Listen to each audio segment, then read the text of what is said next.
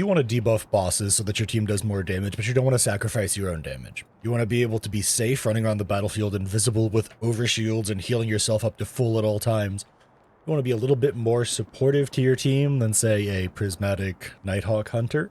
Hey, hi, how are you? My name's Felt. Welcome back to more of the end of Destiny 2 and my build for Orpheus Riggs, Mobius Quiver, Void Hunter. So if you like the idea of doing tons of boss damage, but you want to be a bit more supportive to your team, the other option that I like to recommend for people is Orpheus Riggs Hunter. And now you might be a little confused if you haven't played Orpheus Riggs lately because of how the exotic and the subclass interactions have changed, but rest assured, this build does comparable damage to any Golden Gun Nighthawk build while still providing a team-wide debuff to any boss that you're fighting.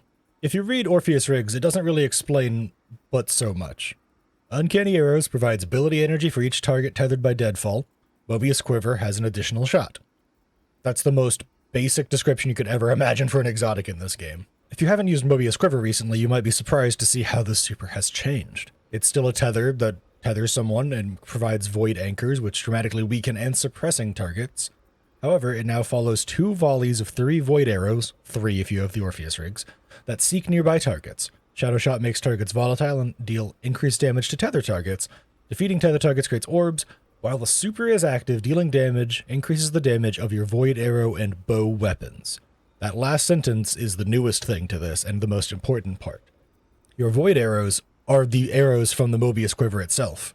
Bow weapons does include the heavy crossbows and Leviathan's Breath, the 2 big reasons that this build exists and gets to keep up with any other DPS build. The damage boost is a lot bigger than most people expect, both for the damage boost to your second and third shots of Mobius Quiver, as well as the bonus damage that your bows get. Before we go any further, I want to show off exactly how the new Mobius Quiver stuff works. So when you pop your super, you gain a new buff on the side of your screen here that says Mobius Quiver. It's right where my mouse is moving right now. When you shoot stuff with a bow, crossbows included, you get more of that Mobius Quiver buff, which in turn makes your next shots of your quiver do even more damage, and your bow shots do even more damage. It means that you have to kind of pace out when you're using your tethers, and you have to make sure that you keep track of those things, but the bonus damage that you get is undeniably incredibly strong. Now, there's a lot of stuff thrown out there, but before we get into any more depth of how this build functions, let's just talk about what you actually use in this particular build. This is my version of the build that I think does really well. There are in fact 2 options for the types of weapons you can use for it, and we will be going over all of that, but let's just start by talking about the subclass itself and what you use. Obviously, you use Mobius Quiver. That is a given, considering this is a Mobius Quiver DPS build. This build does actually fare quite well at Ad Clear, though, and that'll make a lot more sense as we get through all of our abilities here. Gambler's Dodge is kind of required for this build, because if you don't use Gambler's Dodge, you will not ever get to melee, because we have very low energy for our melee abilities. Triple Jump is the superior jump, don't even at me. Phantom Surge, the new Hunter melee, is our melee of choice for this build. You dash forward, slashing combatants as you pass through them, deal significantly increased damage to void debuff targets or targets marked by On the Prowl. You generate void overshields for each combatant hit, and defeating at least 1 combatant grants additional overshield and refunds melee ability energy, making it so that if you're not heavily investing into the melee damage of this ability by default doesn't need a ton of energy put into it because it will refund a chunk of it back. For grenade, I like vortex grenades, however we don't have a ton of grenade energy in this build, so you can swap it out for a grenade with a much shorter cooldown, like say scatter grenades or magnetic grenades. Either one of those 2 have the shortest cooldown that you can get on a grenade, and will make it so that you can apply debuffs with your grenades a bit faster. Our first aspect choice is On the Prowl. Now, On the Prowl has a lot of text on it, but the bottom line about this comes down to every once in a while a target will be marked for you to kill. When you kill it, you get a bunch of buffs, and you create a weakening smoke cloud where they die that will make you invisible. When you go invisible, you immediately mark a new target to be the next thing to kill. The bottom line is that it gives you a bunch of bonus stats. It is an incredibly powerful thing that makes you invisible and makes it so that you can hit things harder with your melee ability. And overall is just really good right now since the very slight rework it got recently. Our other choice for aspect is Stylish Executioner, which is defeating a weakened, suppressed, or volatile target grants you invisibility and True Sight, which, as I'm sure you could realize, synergizes with On the Prowl marking new targets every time you go invisible.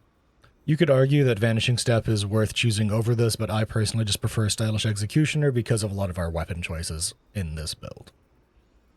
Our fragments are up next, and these provide a lot of power to this build. First up is Echo Persistence, so that any void buff you get has increased duration. Any of them. Meaning that anytime you go invisible, or get an overshield, or get Devour, it is a longer buff than it would be otherwise. Next up is Echo of Starvation. Picking up a Void Breach or Orb of Power grants Devour. This is one of our greatest ways of surviving outside of being invisible. It is quite good for the build. It also gets us grenades back faster considering we have a low grenade stat. After that is Echo of Undermining. If you don't really want to weaken stuff with your grenades and instead want to depend on the prowl, your super, or your melees to weaken stuff, you can skip this. I think being able to weaken stuff with your grenades is just too good to pass up. After that is Echo of Reprisal. Final blows when surrounded by combatants grant super energy. This just allows you to use your tether more often. And finally, defeating a target while your shields are depleted grants you a temporary void overshield. This is just another survivability piece that I really like. The fragments are a bit more up in the air for this build than other ones, but these are the ones that I think are the best to keep you alive the most without being able to simply dodge to go invisible. Let's talk about the artifact for this build. Now, you can choose a different artifact than this one. The NPA Repulsion Regulator has just about every void mod you could ever imagine that you would want to have on an artifact, and so if you want to stay solely within void and stick to doing all the void all the time, this is the artifact you want. I prefer adding a bit more to this build and making it even more survivable than it already is by dipping into some of the strand power that the Tablet of Ruin offers. Let's just start by on the left and go all the way to the right though. First up is Volatile Marksman. Rapid Void Precision hits and Final Blows grant volatile rounds. This is why we don't pick it up in our subclass or anything. We can get it for free from the artifact. Unraveling Orbs is on here, so our strand weapons get unraveling rounds. That'll be important. We have Maligned Harvest, which rapidly applying volatile causes your next instance of void weapon damage to create a weakening burst.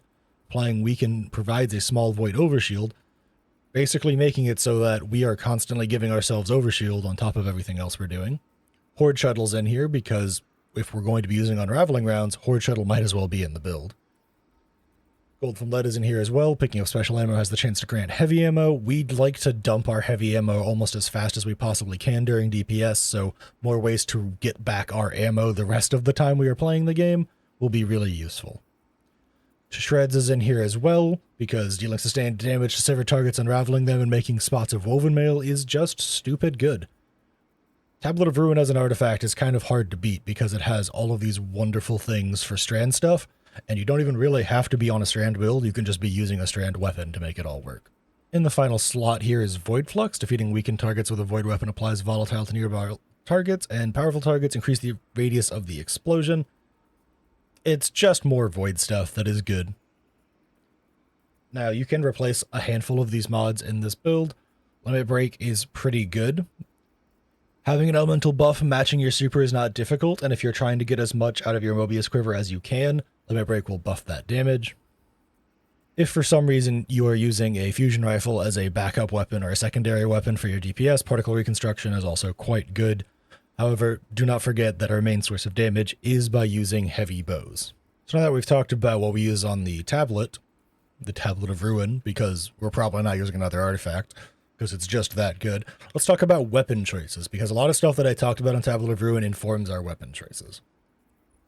First up is my personal preference of weapon for just about any build that doesn't necessarily need to have your special weapon be in the middle slot, and that is Festival Flight.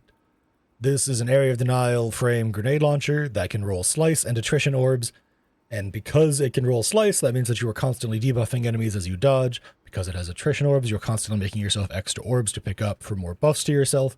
And because it is strand damage, it'll unravel stuff, which means it'll proc Horde Shuttle into shreds, and so you'll give yourself free woven mail. It is an incredibly, incredibly powerful thing, especially for hunters because of how often we like to use our class abilities. Top tier weapon, highly recommended. I believe you can technically still get this from the monument in the tower. It might just take a while for you to get the exact one you want, but it is well worth it. This weapon is insane.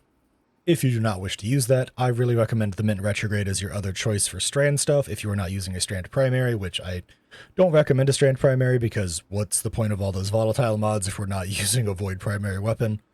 Mint Retrograde really stands up high on the list though, especially for this build. If you want one that does extra stuff during boss damage, Bait and Switch is absolutely the way to go. because of the fact that you will probably run out of ammo on your heavy, and then by the time you swap over to Mint Retrograde, you'll definitely have bait and switch ready to go and be able to dump a ton of ammo for a little bit of extra damage. As for other optional rolls, Chain Reaction is a pretty okay thing to have on Mint Retrograde for using it for an ad clear weapon. One for All also kind of works for it, mostly for ad clear though, same with Master of Arms. Those damage buffs don't carry over enough to make really good use of. Unfortunately, we don't do enough elemental damage types for elemental honing to really matter. At most, we'll probably be getting 3, maybe 4 on a good day. And for the most part, we're probably not crossing 3 damage types, so elemental honing is just not very good for us. Now for our energy slot, my personal favorite weapon of the moment is the Turncoat. This exotic hand cannon is insane. It basically by default does everything you'd ever want it to do, with its innate trait giving you explosive rounds that deal additional damage. Crazy good. With it having an activated ability where you're able to just spam AoE weaken bullets that when it's done gives you a void overshield if you have the catalyst finished. The weapon's just about everything you'd want for this build if you want to have an exotic primary in it. If you don't want to have an exotic primary, another great option is the Kindled Orchid. Repulsor Brace is a great thing to give you tons of free overshields. You can use stuff like Explosive Payload to just give you bonus AoE damage. You don't need destabilizing rounds, you'll be getting them from your artifact. Master of Arms is okay. I believe you can also get Rampage in the second column. Kill Clip is also a good choice, because this weapon is just kind of a vehicle for volatile rounds. My personal preference is Repulsor Brace because you will just constantly have overshields. Another solid weapon that I recommend for that middle slot is the Recluse. Especially the revamped version of it, because it can roll Chaos Reshaped, an incredibly powerful perk that is basically Frenzy on steroids. Because it can also roll Repulsor Brace, I really like the weapon, and then your second slot can be stuff like Target Lock to make it better at killing bigger enemies, or Master of Arms to just get some free weapon damage. Now there is one option for you to have if you really want to run a special Void weapon that still makes really good use of your Void perks, and that is the Lotus Eater Rocket Sidearm. Does in fact roll Repulsor Brace, which in case you can't tell is a really nice thing to have on a lot of these Void weapons, because those free overshields, because everything is Void debuffed anyways, are just really nice to have. It can roll Destabilizing in the second column, but you don't really need that much, but it doesn't roll a ton of great damage-based perks in the second column, so mostly you're just going to get Repulsor Brace and something else that works with the weapon. If you really, really want to use a strand primary of some sort, definitely make sure that you're using Lotus Eater and using it to clear ads as best as you can to make good use of all your Void stuff. Heavy weapons have a decently long conversation about them that is also incredibly short, and that sentence doesn't make a lot of sense out of context, but it will in a second. If you want to use an exotic heavy to do the most amount of damage that you can with your heavy weapon, use Leviathan's Breath. This weapon does a ton of damage. It will instantly proc the full Mobius Quiver buff in one shot. It fires a lot faster than you realize once you get Archer's Tempo rolling, and because of its massive amount of reserves, you will probably not run out of ammo during DPS, or if you do, you'll only be left with one shot. If you want to stay in the realm of Void for your heavy weapon, a Good Shout is the only option you have that's still a bow. Unfortunately, a Good Shout does not have good damage perks. It is good if you want to make sure that you can keep up weakening once DPS phase is over with something like Withering Gaze and Box Breathing, which do take the same amount of time to proc, by the way, so you will be able to proc them both at the same time to get the debuff and the extra damage.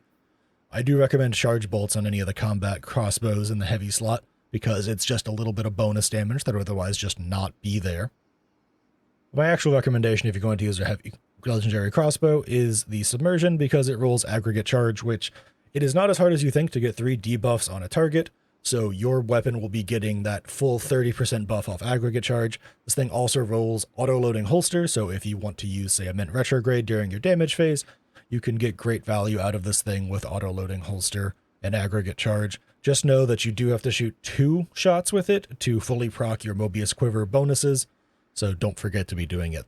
Shocking nobody, a lot of the armor sets that we want to use with this build are the same as the armor sets you'd want to use with a lot of other boss damage builds. The TM Custom set, the Tex Mechanica set from the Spire of the Watcher, the 4-piece giving you increased precision damage is just good, especially with a build like this though, because it counts as drawing your weapon when you leave your super animation, so you will immediately get that bonus precision damage. It makes it just really nice. It is a perk that is basically not anywhere else in the game, so it will always stack on top of all other damage you do, and as a result, will always be good to have. Another good option is the Coda armor set from the Prophecy dungeon. The 2-piece bonus is Final blows with light weapons grant light polarity, which gives you grenade. Final blows with darkness or kinetic weapons grant you stacks of dark polarity, which grants you melee. Those bonuses get upped at the 4-piece, but most importantly, rapid final blows that swap back and forth between light and dark give you damage resistance. This 4-piece is incredibly good for keeping you alive on the way to DPS and giving you just generally better stats all over the board. I'm actively in the process of trying to farm this out for this build. Just don't have it done at the moment. This armor set is incredibly good because I like using Strand and Void a lot, so I will almost always be swapping back and forth between those two damage types. Other armor set bonuses I like to talk about, the 2-piece from Oryx's Memory is quite good. The 4-piece is also quite good. That invisibility synergizes with a lot of your other invisibility that you have, making it just incredibly nice to have in the build. However, it is a little harder to farm as it is only from Kingsfall, but if you are going to go the extra mile to make your build as good as possible, it's worth getting. As is tradition in almost every build in this game, 2-piece Ferropotent is good. Extra flinch resistance and damage resistance when you pick up an orb, i.e. when your shields begin to regenerate, just good. This is the exact same for the Smoke Jumper 2-piece, pick up orb, damage reduction when you do so, it's just good. Staying alive is always nice. The Exodus down set is not as good for this build in my opinion, simply because you have to auto pick up all your orbs and sometimes you want to leave them on the ground to make sure you can reproc Devour when you want, but the 4-piece bonus is still very good, so it is still very much a good armor set to be looking for. Its ease of farm also really helps. This armor set deserves its own talking point without being mentioned in the same breath as any others, the U-Technology set. This is the new set from the Pinnacle Ops playlist. The 2-piece says rapidly defeating combatants with void energy spawns a void breach. Great. That synergizes with everything else we want to be doing. Void breaches give us all the bonuses that they normally do, plus they grant us Devour. That's awesome. The 4-piece is quite interesting. After collecting a void breach, your next final blow with a void weapon triggers a detonation. The detonation is more powerful if it's triggered quickly after collecting a void breach. If we're constantly spam spawning void breaches because of all the different things we do, that means we are also spam picking up void breaches, which means we are also just constantly doing void detonations all over the place. This armor set is very good as you run around throughout 80% of the game. I feel like other sets might do a little better if you're trying to do like 5 feet Pantheon, but for 80% of the game, this 4-piece is incredibly good. You make more than enough void breaches to use it well, and the void weapons that you use are more than strong enough to kill stuff to make it so that you are constantly triggering these giant void detonations. So we've talked armor sets, let's talk armor stats and armor mods. I'll start by talking stats first. If you look down here in the bottom right at my stats, this is basically what I would always recommend running, is as much super and weapon as you can force into the build, class usually around 100, and then health melee grenade can just have whatever is left. This looks vaguely similar to most other DPS builds you'll see at the moment, especially for Hunter. It's just the way of things. It is the best way to pump damage because weapon stat just giving you more damage is hard to turn down, and super stat giving more super damage is hard to turn down. As for the actual mods themselves on the armor, on my helmet you can see that I just have tuner mods that help and stat mods that help, and then I run 2 super font mods. These each give 20 stat, so I'll get an extra 40 super, pushing me up to full 200, so I'll have maxed out super stat, so I'll do as much damage as possible with my super. Also run a harmonic siphon here because it fits in the slot and helps me generate even more orbs by using all my void weapons. On the gloves I have firepower and heavy-handed to just try and generate as many orbs as humanly possible whenever I actually get a chance to use my abilities, and because we're not throwing them out that often, there's not really much to grab that helps too much. I do have momentum transfer here, causing damage with a grenade, which is your melee cooldown, just so I can throw out more melees in the build. You could try, if you can skip out a little bit of your class mod, to put maybe some font mods in here to give you more energy towards those abilities, but on average, it's not that worth it. The chest piece is the same as any chest piece in any build. You just run whatever resists you need. If you just need different elements of resist, you run those elements. If you need concussive dampener, melee resist, or sniper resist, you run those. There's not really much else to run. You can argue to run ammo generation mods, but I don't personally see the point. As for the boots, I really recommend running triple weapon surge mods so you can get as much damage out of whatever your heavy weapon is that you can. This is specifically for using the stasis heavy crossbow that has aggregate charge, the submission, so that's why I have triple stasis surge, and then just whatever minor mods you have to make it fit your build better. Class item is pretty traditional: powerful attraction, reaper, and time dilation. The classic trio of things that go on hunter class items. I'm going to be including a little bit of a DPS simulation to show off how it looks like to do DPS with this build. I'm going to particularly be using Leviathan's Breath with triple void boost here on the boot, so you can see how comparable this build does get to other builds. It does a lot of damage.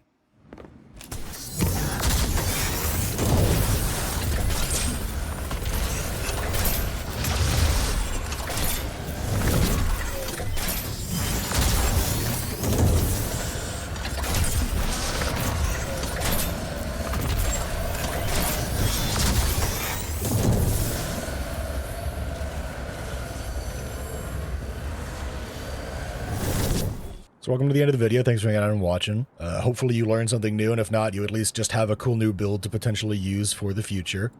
The version that uses Leviathan's Breath is probably the most burst damage you can provide, but I really like using the version with the heavy crossbows just so I can use the fancy new turncoat hand cannon.